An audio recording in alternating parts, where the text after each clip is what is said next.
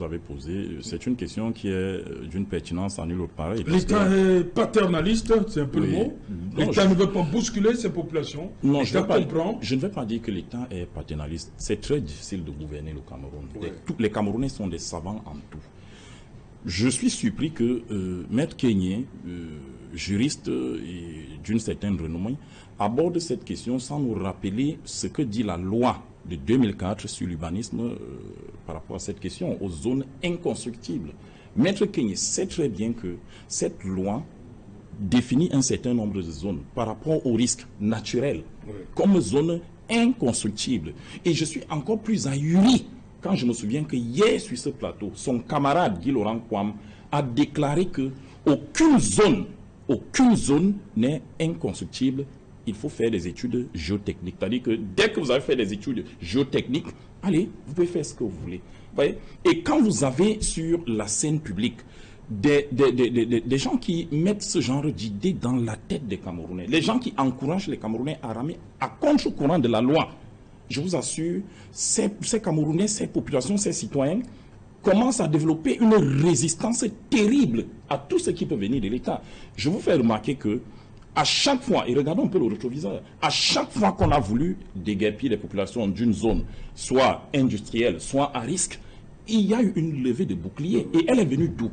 Elle vient de ces gens-là, ces politiciens qui, après coup, reviennent sur les plateaux pour nous donner des leçons. C'est eux qui disent, vous allez les casser pour les mettre où? C'est eux qui disent, bref, ils s'opposent à tout.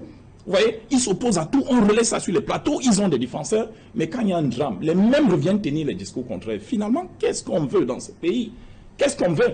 Nul n'est censé ignorer la loi. J'ai entendu quelqu'un dire, oui, pourquoi l'État laisse faire?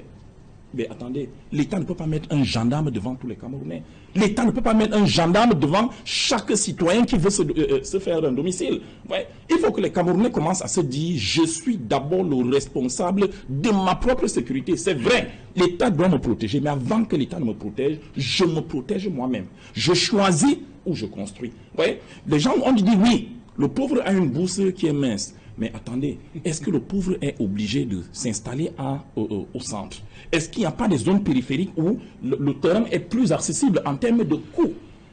Entre la vie, en étant, quelqu'un a dit ça sur votre plateau hier, voilà, une vie, entre une vie de locataire vivant et une vie de propriétaire 2 mètres sous terre, qu'est-ce qui est mieux?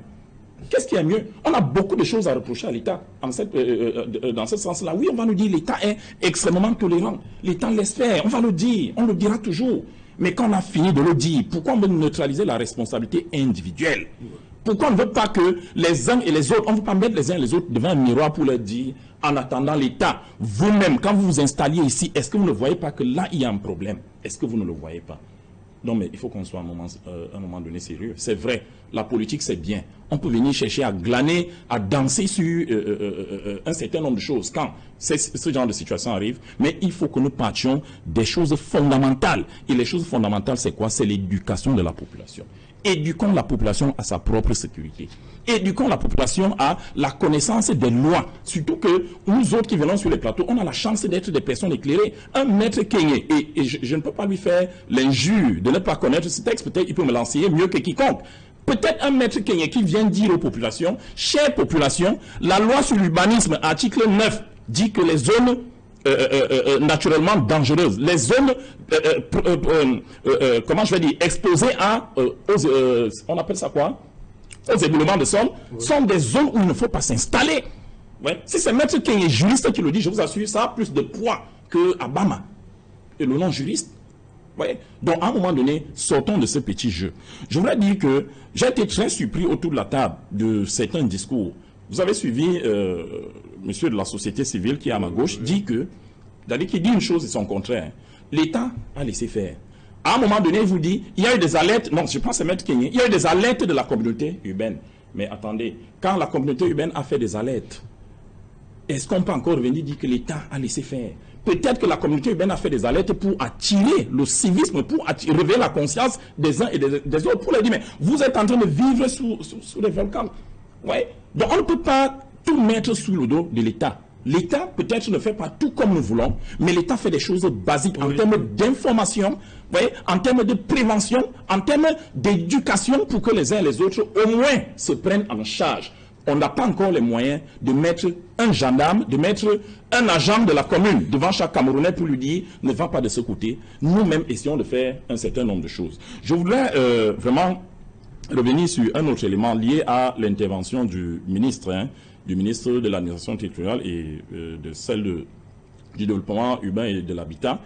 Je suis étonné que les uns et les autres tirent sur leur action de départ, parce que ce n'était qu'une action de départ. Si vous avez suivi le propos du MINAT, le MINAT dit de manière première, on donne ceci, on donne cela. Et elle a appelé, elle était avec la directrice de la sécurité là, pour lui dire, vraiment, madame, voilà, vous faites d'abord ceci, après vous essayez de voir d'autres mesures que nous allons prendre pour sécuriser un peu plus ces populations. Partout en matière de gestion de ce genre de catastrophes, il y a toujours les premières mesures à prendre. Et ces mesures, c'est quoi? C'est de sécuriser les victimes, sécuriser les personnes qui peuvent encore être sécurisées. Vous n'allez pas demander à l'État du Cameroun de ne pas le faire. Et je suis certain que s'il ne le fait pas, vous serez les premiers à venir encore ici dire il y a eu un drame, 2 jours, 3 jours, encore que ça circulait déjà sur les réseaux sociaux. Où est le préfet? Où est-elle? Où est-elle? Maintenant que ces personnes arrivent et tiennent un discours apaisant, vous n'avez pas le monopole du cœur, maître Kenyé. Si c'est vrai, votre président est allé là-bas, dit sa tristesse, s'émouvoir avec les autres, mais permettez aussi que les institutions, permettez que ceux qui incarnent ces institutions aillent également faire la même chose. Personne parmi nous ne ressent plus la douleur de cette population qu'un autre. Nous sommes tous des compatriotes, nous avons tous le droit, quand des situations comme celle-là arrivent, de manifester notre soutien, de manifester nos émotions aux uns et aux autres. Donc voilà ce que je peux dire pour cette première prise de parole. Voilà.